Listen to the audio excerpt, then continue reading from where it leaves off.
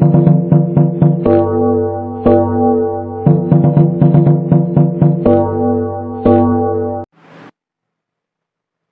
Students, कैसे हैं आप सब? बढ़िया हैं, मज़े में हैं। और आज है हमारा चैप्टर का लास्ट डे। आज आई होप कि आज हम इस चैप्टर को कर देंगे यहीं पर ख़त्म और इलेक्ट्रोकेमिस्ट्री का चैप्टर अब आपको बहुत अच्छे से आ गया होगा, ऐसी मैं उम्मीद आपसे करता हूँ।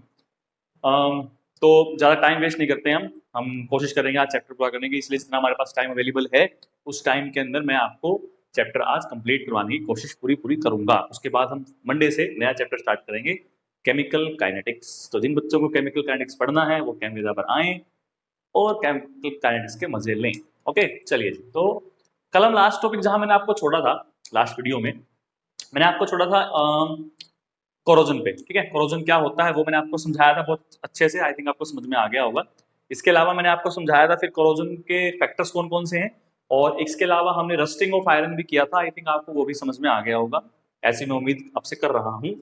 अब मैंने आपको उस पर क्लास टॉपिक पे छोड़ा था जो हम आज कंप्लीट करेंगे, और वो है ऐसे कौन कौन से मेथड है जिससे हम कोरोजन को होने से रोक सकते हैं या उसके होने की स्पीड को हम कम कर सकते हैं। हम ये भी बोल सकते हैं कि कोरोजन की स्पीड को हम कम कर दें, वो भी हमारे लिए बहुत अच्छी बात है अगर हम कम कर देते हैं तो। क्योंकि कोरोजन हमारे लिए खतरनाक है भाई, नुकसानदायक है कोरोजन हमारे लिए।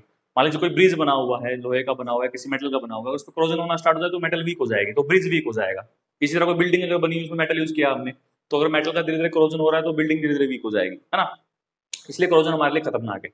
तो कौन कौन से मेथड है हमें आज वो डिस्कस करने हैं। पहले तो मेथड्स ऑफ प्रिवेंशन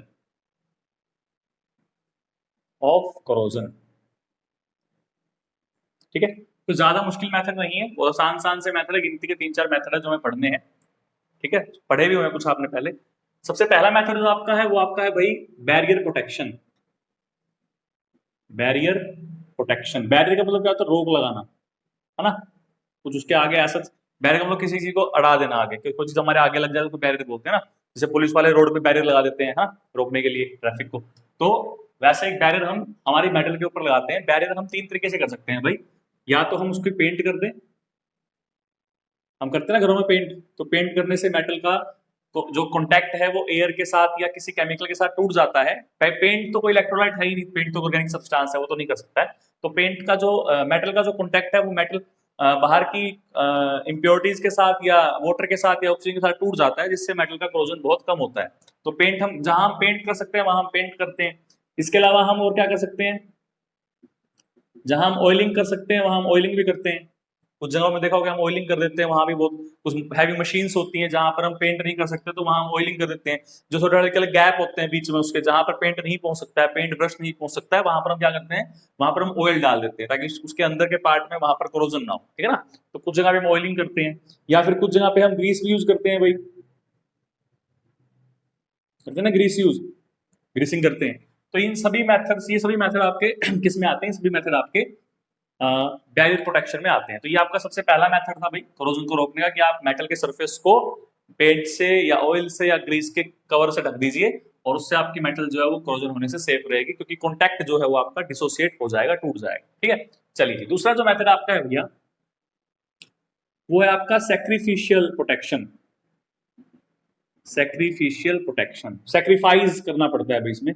किसे? किसी दूसरी मेटल को सैक्रिफाइस करना पड़ता है हमारी मेटल को बचाने के लिए, तो इसलिए नाम पड़ गया सैक्रिफिशियल प्रोटेक्शन। हम क्या करते हैं? हमारी मेटल को सेव करने के लिए उसके सरफेस पे किसी दूसरी मेटल की लेयर हम उस पर लगा देते हैं, जो सस्ती भी होती है और जो अगर करोड़ हो जाए तो उससे कोई नुकसान भी नहीं है हमारा। तो ऐसे मेथड को हम बोलते हैं सैक्रिफिशियल प्रोटेक्शन। एग्जाम्पल जिसका सबसे बेस्ट है भाई वो है गैल्वेनाइजेशन। ठीक है, गैल्वेनाइजेशन एक मेथड है, एग्जांपल है। गैल्वेनाइजेशन में हम क्या करते हैं? आयरन के सरफेस के ऊपर, ये मान लीजिए आयरन है हमारा, तो आयरन के सरफेस के ऊपर हम जिंक मेटल की लेयर जो है वो लगा देते हैं। ये हमारी जिंक की मेटल हो गई। तो आयरन का ऑक्सीडेशन होने की बजाय जिंक का ऑक्सीडेशन होता है। यहां से मान लीजिए स्क्रैच पड़ गया, तो स्क्रैच करने पर क्या होता है? स्क्रैच पड़ने पर जिंक भी कॉन्टैक्ट में और आयरन भी आसपास के एयर के साथ या वाटर के साथ कॉन्टैक्ट में होता है, लेकिन जिंक का जो ऑक्सीडेशन पोटेंशियल होता है वो आयरन से ज्यादा होता है। ठीक है, जिंक का जो ऑक्सीडेशन पोटेंशियल होता है हमारा वो आयरन से ज्यादा होता है, तो इसलिए जिंक जो है वो आसानी से इलेक्ट्रॉन लूज कर सकता है। ई नोट जो हमारा होता है जिंक का, इट बी ग्रेटर देन किससे? आयरन से। तो क्योंकि इसका ऑक्सीडेशन पोटेंशियल ज्यादा होता है तो ये ज्यादा इजीली इलेक्ट्रॉन लूज कर सकता है एज कंपेयर टू आयरन के। दैट्स वाई हम क्या यूज करते हैं गैल्वेनाइजेशन के लिए, जिंक की मेटल को यूज करते हैं आयरन के ऊपर। तो ये हम एक एग्जांपल दे सकते हैं। हाँ, अगर आप टिन को यूज करते हो, टिन वो हम यूज नहीं कर सकते क्योंकि टिन का जो पोटेंशियल होता है हमारा, टिन का वो कम होता है आयरन से। ठीक है, जो ऑक्सीजन पोटेंशियल आपका है वो टिन का कम होता है आयरन से। तो ये आपका सेकंड मेथड हो गया, दैट इज कॉल्ड गैल्वेनाइजेशन। ठीक है, आई थिंक आपको समझ में आया, कुछ भी नहीं करना। हाँ, इसमें करते क्या है, इलेक्ट्रोप्लेटिंग करते हैं। इलेक्ट्रिसिटी की हेल्प से ही हम क्या करते हैं, मेटल की लेयर को किसी दूसरी मेटल पे चढ़ा देते हैं। उसमें वो एक मेटल को हमारा इलेक्ट्रोड बना लेते हैं। जैसे आयरन को हमने इलेक्ट्रोड बना लिया, उसके अंदर जिंक सल्फेट डाल दिया, तो उसमें जो जिंक चढ़ेगा ऊपर, वो मेटल की लेयर के ऊपर इकट्ठा हो जाता है यहाँ पे इलेक्ट्रॉन सेप्ट करके, और इस तरीके से हम जो है आसानी से जिंक को इसके ऊपर चढ़ा सकते हैं। ठीक है, उसको बोलते हैं इलेक्ट्रोप्लेटिंग। आपके साइकिल का जो हैंडल होता है उसके ऊपर भी इलेक्ट्रोप्लेटिंग करके उसको करोड़ कोने से बचाया जाता है। ठीक है, मोस्टली मेटल हमारे पास ऐसी होती है जिसकी हम इलेक्ट्रोप्लेटिंग करते हैं, जिससे हमारी मेटल जो है वो सेफ रहती है लंबे टाइम तक। क्लियर? तो ये दो मेथड तो आपके हो गए, आई थिंक आपको समझ में आ गया होगा। One is barrier protection, second is sacrificial protection. Third one is third को हम बोलते हैं भाई बैरियर सॉरी कैथोडिक प्रोटेक्शन।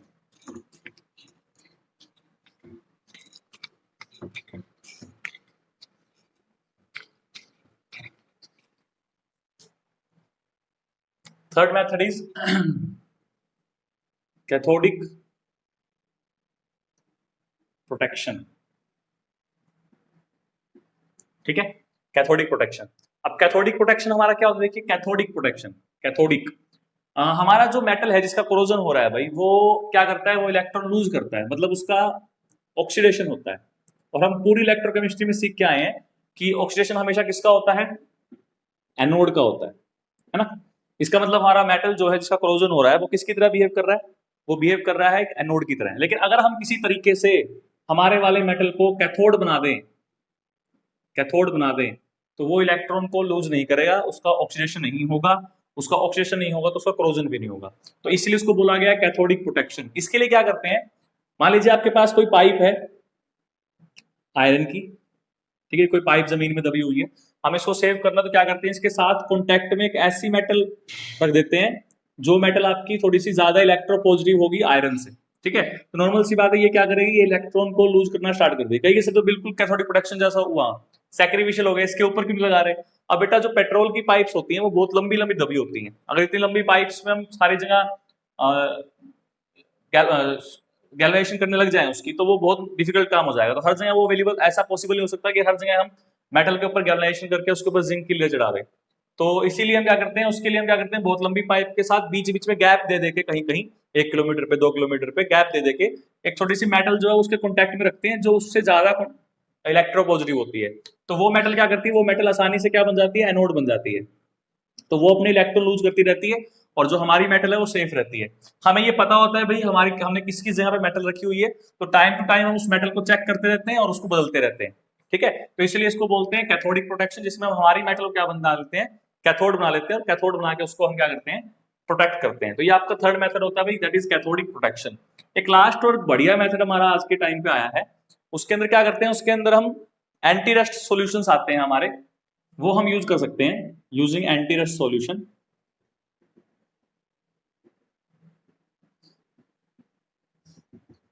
ठीक है, यूजिंग एंटी रस्ट सॉल्यूशन। कुछ केमिकल्स ऐसे होते हैं जिसकी अगर हम पतली सी लेयर हमारे मेटल के ऊपर लगा दें तो वो बेसिकली करोड नहीं करती है। जैसे एग्जांपल एक होता है हमारे पास सोडियम फोस्फेट का, अगर हम सोडियम फोस्फेट के अंदर हमारे आयरन को डुबो दे थोड़ी देर, तो उस पर एक पतली सी लेयर जो है वो लग जाएगी सोडियम फोस्फेट की, जो कि सेफ रखेगी आयरन को कोरोजन से। तो ये आपका एक काम करता है एंटी रस्ट सॉल्यूशन की तरह। ठीक है, समझ में आ गई बात। तो ये थे हमारे मेथड भाई रोकने के, किसको, कोरोजन को। 4 मेथड हमने बताए, that is barrier protection, sacrificial protection, cathodic protection and anti rust solution को हम यूज करके जो है ऐसा कर सकते हैं। ठीक है, तो ये हमारा टॉपिक हो गया कंप्लीट कोरोजन का। अब ऐसे टॉपिक मैं आपको बताऊंगा जो कंपटीशन एग्जाम्स में आते हैं, ज्यादातर बोर्ड एग्जाम में तो नहीं आते हैं, तो वो देख लीजिए आज से पहले।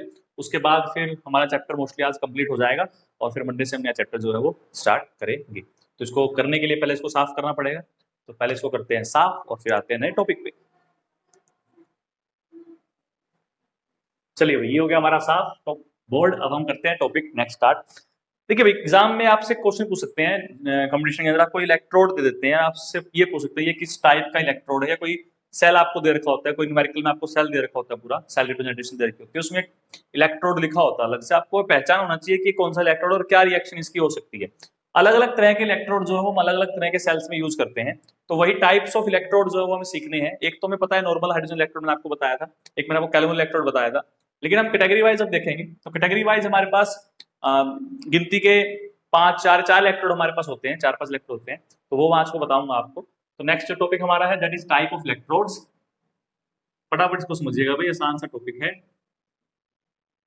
टाइप ऑफ इलेक्ट्रोड्स, किस किस तरह के इलेक्ट्रोड हम यूज कर सकते हैं। इसमें सबसे पहला जो हमारा इलेक्ट्रोड है that is metal ion electrode. ये हम पढ़ चुके हैं भाई इस इलेक्ट्रोड के बारे में। कहाँ पढ़ चुके हैं? जो हमने इलेक्ट्रोकेमिकल सेल बिल्कुल पढ़ा था पहले वाला, उसमें कुछ ऐसे करते थे ना, ये जिंक मेटल था, और जिंक मेटल किसके कॉन्टेक्ट में था? जिंक आयंस के कॉन्टेक्ट में था ना, जिंक सल्फेट लिया था। तो ऐसे इलेक्ट्रोड को बोलते हैं मेटल आयन इलेक्ट्रोड। तो इस इलेक्ट्रोड में क्या होता है कि metal is contact with metal is in contact with A solution having its metal ion, having its ion, जो इसी के आयंस ले रही हूं ऐसा कोई सॉल्यूशन, उसमें हम बोलते हैं मेटल आयन इलेक्ट्रोड। एग्जांपल आप जिंक का याद रख सकते हो, जैसे जिंक से क्या बन रहा था, जिंक समय हमें जिंक आयंस और 2 इलेक्ट्रॉन जो है वो मिलते हैं, तो यहाँ पर ये मेटल आयन इलेक्ट्रोड था। ठीक है, इसी को हम अगर अपोजिट लिखते हैं तो क्या बनता था? जिंक आयन प्लस 2 इलेक्ट्रॉन से Zn। तो इसके लिए अगर आप ई नोट निकालते हो तो वो कितना आएगा? ई नोट Zn2 पॉजिटिव से Zn माइनस 0.0591 डिवाइड बाय 2, और लोगरिथम ऑफ कंसंट्रेशन की जिंक आयंस की तो 1 divide by Zn2 positive ion. तो अगर यहाँ पर m होता मान लीजिए, तो m के केस में हम क्या जनरल क्या लिखते कि E is equal to E naught minus 0.0591 divide by n। ठीक है, logarithm of divide by concentration of Mn positive ions. ठीक है, तो ये हमारी रिप्रेजेंटेशन होती है किसकी? मेटल आयन इलेक्ट्रोड की। ये हम पढ़ चुके हैं, कॉपर के लिए आपने पढ़ा था, जिंक के लिए आपने पढ़ा हुआ है ऐसे, तो उनको हम बोलते हैं मेटल आयन इलेक्ट्रोड। क्लियर? तो ये हमारे पहले टाइप का इलेक्ट्रोड हो गया। इसकी पहचान ये होगी कि इसमें जो आपका मेटल है वो इसी के जैसे आयंस के साथ कॉन्टैक्ट में होता है। ठीक है, चलिए जी, आसान सा टॉपिक है बस ये तो बस ऐसे हैं भाई, ऑब्जेक्टिव क्वेश्चन जो आपके हैं उससे सॉल्व हो जाएंगे सारे के साथ। ठीक है, नेक्स्ट आपका है भाई सेकंड वाला, मेटल इनसोल्यूबल साल्ट इलेक्ट्रोड। ठीक है, ये आपका सेकंड टाइप का इलेक्ट्रोड है that is metal insoluble salt electrode. इसमें क्या होता है भाई, इसमें आप क्या करते हैं, हमारी मेटल को एक सॉल्यूशन में डिप करते हैं, एक सॉल्यूशन में क्या करते हैं? डिप करते हैं, जो क्या होता है? इनसोल्यूबल साल्ट का बना होता है। ठीक है, दोबारा से इसको मैं आपको बता देता हूं क्या कहना चाह रहा हूं मैं आपसे इसमें ये कह रहा हूं कि मेटल के ऊपर आप एक सोल्ट लगा दीजिए आप, जो कि मेटल का ही बना हुआ है, जो इनसोल्यूबल है इस सॉल्यूशन में। दोबारा ध्यान समझिएगा, मैंने एक मेटल ली, उस मेटल के ऊपर मेटल का ही कोई साल्ट लिया जो कि इसके ऊपर लगा दिया, और वो जो साल्ट हमारा है वो जिस सॉल्यूशन में हमने इलेक्ट्रोलाइट को डुबोया हुआ है, इलेक्ट्रोड को डुबोया हुआ है, और सॉल्यूशन में वो मेटल साल्ट क्या है? इनसोल्यूबल है। ठीक है, मतलब घुलेगा नहीं इसके अंदर, अगर हम इस मेटल को डुबोएंगे इसके अंदर तो वो साल्ट उतर के इसमें घुलेगा नहीं। ठीक है, अच्छा, एक सॉल्यूशन की खास बात ये है कि भाई जो आयन साल्ट में यहां पर है, जो एनायन सोल्ट में यहां है, वही एनायन आपका इस सॉल्यूशन में होना चाहिए। कैटायन कुछ भी हो सकता है, लेकिन एनायन जो है वो कॉमन होना चाहिए, तब हम कहेंगे that is metal insoluble salt electrode. बात समझ में आ गई? मेटल के ऊपर एक साल्ट पेस्ट कीजिए जो कि इनसोल्यूबल होगा किसके अंदर? एक सॉल्यूशन के अंदर, और उस सॉल्यूशन में वही एनायन होगा जो उस साल्ट में एनायन होगा। ठीक है, एग्जांपल के लिए जैसे हम लेते हैं सिल्वर क्लोराइड। भाई सिल्वर क्लोराइड को हम सिल्वर के ऊपर पेस्ट कर देते हैं, और जब उसको सॉल्यूशन में डालते हैं, ऐसे सॉल्यूशन में डालते हैं जिसके पास Cl नेगेटिव ही होगा। ठीक है, तो रिएक्शन क्या होती है? एक्चुअल में रिएक्शन ये होती है भाई कि जो AgCl है वो इलेक्ट्रॉन एक्सेप्ट करता है, जो इस पे ये पेस्ट लगा हुआ है AgCl का, ये क्या करता है? ये आपका इलेक्ट्रॉन एक्सेप्ट करता है, और ये तो सॉलिड फॉर्म में बन जाता है Ag, तो ये तो इलेक्ट्रोड के ऊपर इकट्ठा हो जाता है। और जो आपके ये Cl नेगेटिव आयन है भाई, ये Cl नेगेटिव आयन आपके आ जाते हैं सॉल्यूशन में यहाँ पे, ठीक है। तो यहां से अगर हम इसकी रिप्रेजेंटेशन करना चाहें तो इसकी रिप्रेजेंटेशन हम कैसे कर सकते हैं कि Cl नेगेटिव आयन है, AgCl का इलेक्ट्रोड है, वो किसके ऊपर है, Ag के ऊपर है ना, यही हो रहा है। अच्छा जी, तो अगर हम इसके लिए EMF निकालना चाहे तो E नोट कैसे लिखेंगे, E is equal to E naught किसका लिखेंगे, इस पूरे सेल का, ठीक है, स्टैंडर्ड का, माइनस 0.0591 डिवाइड बाय 1, ठीक है, लॉगरिथम ऑफ कंसंट्रेशन ऑफ, देखिए ये भी सॉलिड है, ठीक है, ये भी सॉलिड है, सिर्फ ये बचेगा, इट मींस कि कितना बचेगा हमारे पास, concentration of Cl negative ion. तो this is the representation of electrode, ठीक है, कौन सा electrode, metal metal insoluble salt electrode. तो ये सेकंड हो गया आपका। आई थिंक आपको समझ में आ गया होगा कि metal metal insoluble salt electrode क्या होते हैं। चलिए अब आपको मैं थर्ड इलेक्ट्रोड के बारे में बता देता हूं कि थर्ड इलेक्ट्रोड क्या है।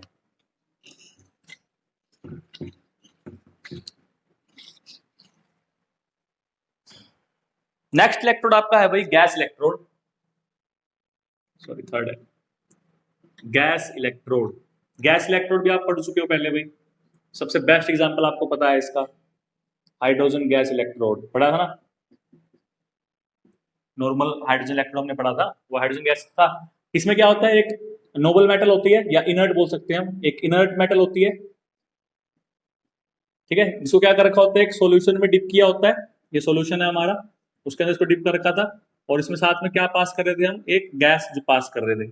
तो वो अब कंस्ट्रक्शन में आपको सारी H2 गैस की बता चुका हूँ, रिएक्शन कैसे होते हैं वो भी आपको मैं बता चुका हूँ कि ये दो तरह से रिएक्शन करता था, 2H पॉजिटिव प्लस 2 इलेक्ट्रॉन या 2H पॉजिटिव प्लस 2 इलेक्ट्रॉन से H2 गैस। अगर आप इसके लिए लिखते हो, रिडक्शन के लिए टर्म में लिखते हो, तो रिडक्शन के टर्म में कैसे लिखोगे आप कि E is equal to E naught minus 0.0591 divide by 2 logarithm of, ऊपर आप लिखोगे गैस का pressure, pressure of H2 gas, नीचे आप लिखोगे आयन की concentration, that is concentration of H ion और उसका स्क्वायर। तो ये आपकी रिप्रेजेंटेशन होती थी किसके लिए, हाइड्रोजन गैस के इलेक्ट्रोड के लिए, ठीक है। अच्छा उसके बाद और क्या कर सकते हैं हम, इसके बाद हम कर सकते हैं बेसिकली कि दो एग्जांपल और होते हैं इसके ऐसे, एक आपको होता है क्लोरीन गैस इलेक्ट्रोड और एक आपका होता है ऑक्सीजन गैस इलेक्ट्रोड। तो ये दो इलेक्ट्रोड और हम पढ़ते हैं इसके अंदर, chlorine gas electrode and oxygen gas electrode, ठीक है। इनकी रिएक्शंस मैं आपको फटाफट बता देता हूँ। क्लोरीन में तो सेम ऐसे ही होती है, Cl2 है आपका, ये आपका क्या करेगा, दो इलेक्ट्रॉन एक्सेप्ट करेगा तो 2Cl नेगेटिव बनाएगा, इसका अपोजिट लिख लो भाई, 2Cl नेगेटिव है वो दो इलेक्ट्रॉन लूज करेंगे, Cl2 गैस और ये बना लेंगे, ठीक है। जैसे आपको लिखना है वैसे आप लिख सकते हो, बट ज्यादा बेटर आपके लिए यही रहेगा कि आप ये लिख लीजिए, ठीक है, that is chlorine gas electrode.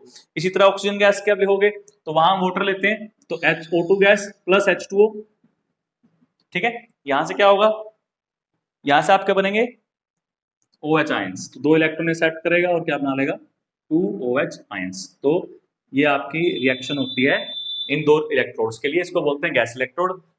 Construction याद रखिएगा, हर इलेक्ट्रोड में एक इनर्ट मेटल होगी जो एक सॉल्यूशन में डूबी होगी, जिस सॉल्यूशन में इस तरह कोई आयंस बनते होंगे, जिसमें यहाँ Cl नेगेटिव आयन बनना चाहिए, यहाँ H आयन बननी चाहिए, ऑक्सीजन वाले में OH आयन बनना चाहिए, ऐसा कोई सॉल्यूशन यहाँ लेना है और उसमें गैस बबल करनी है। हमें कौन सी गैस करनी है, H2 ले रहे तो H2 करनी है, ये वाला ले तो ये वाली करनी है, O2 वाला करे तो O2 वाला करनी है, ठीक है। तो इसको बोलते हैं गैस इलेक्ट्रोड। ये भी आपका खत्म हो गया, छोटे छोटे टॉपिक है भाई, ज्यादा लंबे टॉपिक नहीं है, बस आपको थोड़ा सा एक्सप्लेनेशन देनी थी मुझे कि इलेक्ट्रोड किस किस तरह के हो सकते हैं।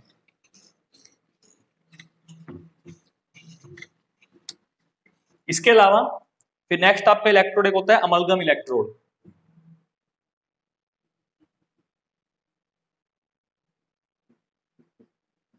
अमलगम इलेक्ट्रोड, इसमें क्या होता है, इसमें हम अमलगम तैयार करते हैं। कैसे तैयार करते हैं, एक मेटल लेते हैं, मेटल को मरकरी में लेते हैं और वो एक अमलगम तैयार हो जाएगा, फिर उस अमलगम को हम डिप करते हैं किसके अंदर, एक सॉल्यूशन में डिप करते हैं जिसमें उस मेटल के आयंस होते हैं। मान लीजिए लेड है तो लेड का अमलगम तैयार करेंगे और लेड को एक ऐसे सॉल्यूशन में हम डिप कर देंगे, मान लीजिए लेड का इलेक्ट्रोड है जो अमलगम है, मरकरी मिला हुआ है, इसको कैसे सॉल्यूशन में डिप कर देंगे जिसमें क्या होंगे, लेड के आयंस होंगे, ठीक है। तो इसको हम बोल देते हैं अमलगम इलेक्ट्रोड। तो रिएक्शन हम बहुत सिंपल से दिखा सकते हैं, Pb2 पॉजिटिव है, दो इलेक्ट्रॉन एक्सेप्ट करेगा, Pb बनाएगा, इसके लिए E क्या आएगा हमारे पास, E nought minus 0.0591 divide by 2 logarithm of concentration of Pb2 positive ion, sorry हाँ concentration of Pb2 positive ion, ठीक है, इस तरह से कर सकते हैं। ये था आपका अमलगम इलेक्ट्रोड। एक बिल्कुल लास्ट इलेक्ट्रोड है भाई रेडॉक्स इलेक्ट्रोड। ये इलेक्ट्रोड हम उन मेटल्स का बनाते हैं जो मेटल्स दो तरह की ऑक्सीडेशन स्टेट शो कर सकती हैं, उन्हीं के लिए हम रेडॉक्स इलेक्ट्रोड जो बनाते हैं। रेडॉक्स का मतलब ये है कि ऐसा इलेक्ट्रोड जो रिडक्शन भी करता हो और ऑक्सीडेशन भी करता हो, ठीक है, उसको बोलते हैं रेडॉक्स इलेक्ट्रोड। तो इसका एग्जांपल मैं आपको दे देता हूं कि इसका एग्जांपल कौन सा है। जैसे कि जो कोई भी मेटल हमारी है उसको हम एक ऐसे सॉल्यूशन में डिप करते हैं, कोई इनर्ट मेटल हम लेंगे, कोई इनर्ट मेटल हम लेंगे और उसको हम एक ऐसे सॉल्यूशन में डिप करेंगे जिसके पास दो तरह के आयंस होंगे, दो तरह के ऑक्सीजनेट वाले आयंस होंगे। एक ही आयन होगा लेकिन उसकी दो अलग अलग ऑक्सीडेशन स्टेट होगी, ठीक है। जैसे आयरन का एग्जांपल लेते हैं हम, भाई आयरन जो +2 में भी होता है +3 में भी होता है, तो हम एक ऐसा सॉल्यूशन लेंगे जिसमें ये वाले आयंस भी घूम रहे होंगे और ये वाले आयंस भी घूम रहे होंगे। और यहाँ पे मेटल कौन सी ले सकते हैं हम, प्लेटिनम मेटल ले सकते हैं, ठीक है। तो प्लेटिनम मेटल को हम डिप कर देते हैं किसके अंदर, सॉल्यूशन के अंदर। क्लियर हो गया। और भी एग्जांपल होते हैं जैसे MnO4 नेगेटिव है भाई, ये भी आपका, इसमें भी जो मैग्नीशिया क्या है वो दो स्टेट में होता है, +2 में और +7 में होता है आपका, ठीक है, +2 में और +7 में। तो ये आपके इलेक्ट्रोड होते हैं जो आपके रेडॉक्स इलेक्ट्रोड में आते हैं। तो ये थे आपके 5 टाइप के इलेक्ट्रोड भाई, जो मैंने आपको समझा दिए कैसे कैसे इलेक्ट्रोड हम यूज कर सकते हैं हमारे सेल के अंदर, ठीक है। अब बिल्कुल एक लास्ट टॉपिक मैं आपको करवा रहा हूं, उसके बाद हमारा ये चैप्टर खत्म हो जाएगा। तो स्टूडेंट्स नेक्स्ट टॉपिक हमारा है कनेक्टोमेट्रिक टाइट्रेशंस। कनेक्टोमेट्रिक टाइट्रेशन, उसके मैंने पहले ही ग्राफ ही आते हैं उसके अंदर बेसिकली, तो ग्राफ मैंने पहले ड्रॉ कर दिया टाइम बचाने के लिए, ताकि फटाफट आपको कंपैरिजन दिखा सकूं क्या होता है क्या नहीं। इसमें क्या होता है कि इसमें हम एसिड और बेस के बीच में रिएक्शन करवाते हैं, ठीक है।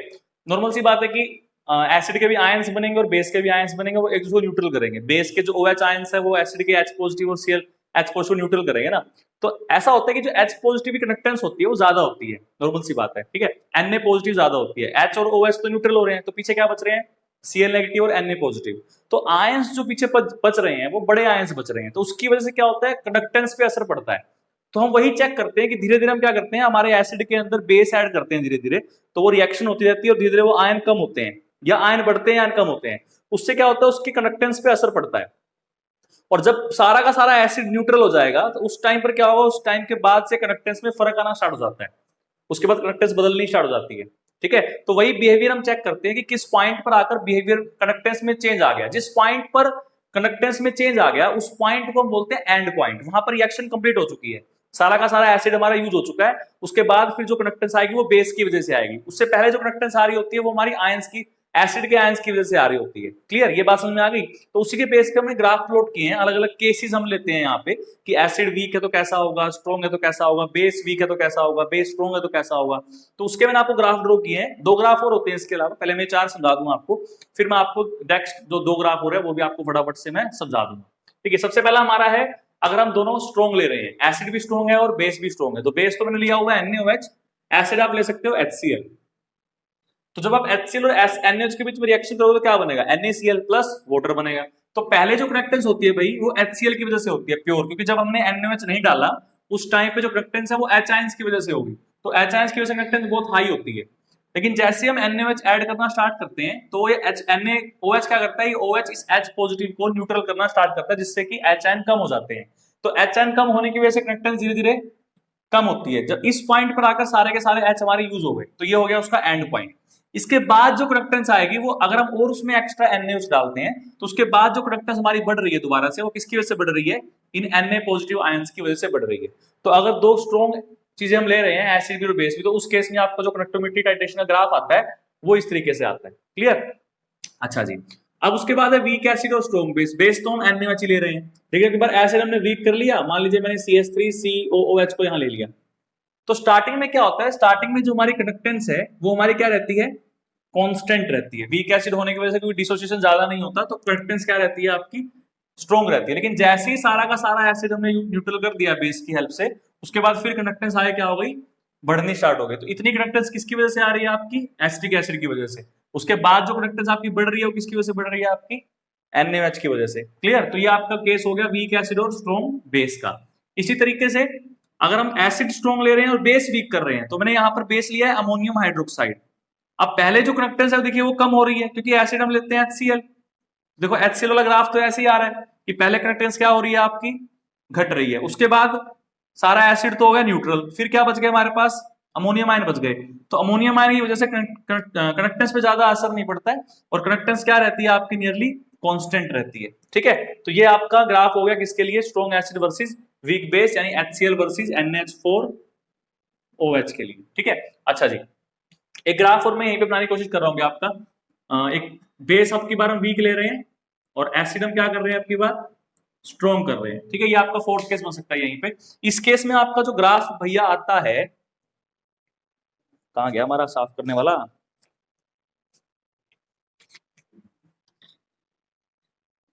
इस केस में हमारा जो ग्राफ आएगा भैया, इस केस में हमारा ग्राफ कुछ इस तरह का आता है कि पहले कंडक्टेंस आपकी बढ़ती है, फिर कांस्टेंट हो जाती है।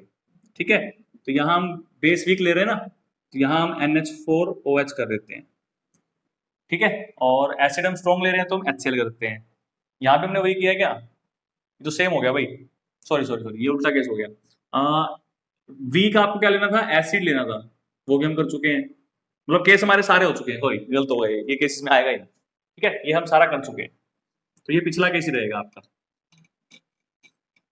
ओके, चलिए जी, तो उसके बाद हमारा जो नेक्स्ट केस आता है, वो हमारा आता है बेसिकली अगर दोनों वीक हो जाएं।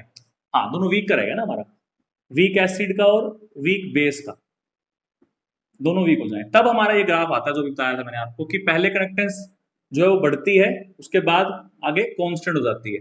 ठीक है, यहां आप ले सकते हो CH3COH, यहां आप ले सकते हो NH4OH। क्लियर, तो ये इसके लिए ग्राफ आता है आपका। अब ये लास्ट ग्राफ आप देख रहे हो, that is AgNO3 versus KCl, ये दो साल्ट है आपके। तो इसका जो ग्राफ है वो कुछ इस तरीके से आ रहा है कि इसकी वजह से कंडक्टेंस जो आ रही है पहले बहुत कम आ रही है, कांस्टेंट सी है, उसके बाद कंडक्टेंस जो के आयंस की वजह से बढ़ जाती है।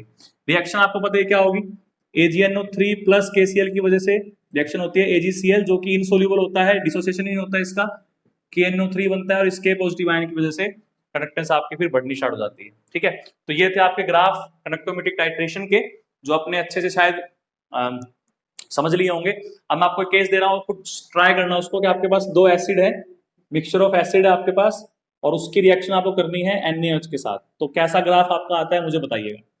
ठीक है, तो ये था आपका टॉपिक कंडक्टोमेट्री टाइट्रेशंस का, आसान सा टॉपिक, बस आपको ग्राफ याद करने ही कैसे होते हैं, और कुछ नहीं इसके अंदर खास।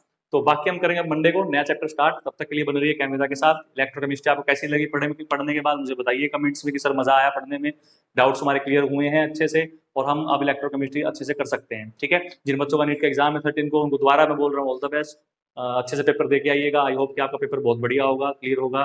तो उम्मीद है कि कल वाला पेपर आपका जो सैटरडे को संडे को जिनका पेपर है, सब मजे में करके आएंगे और पेपर को पूरा अटेम्प्ट करेंगे। All the best.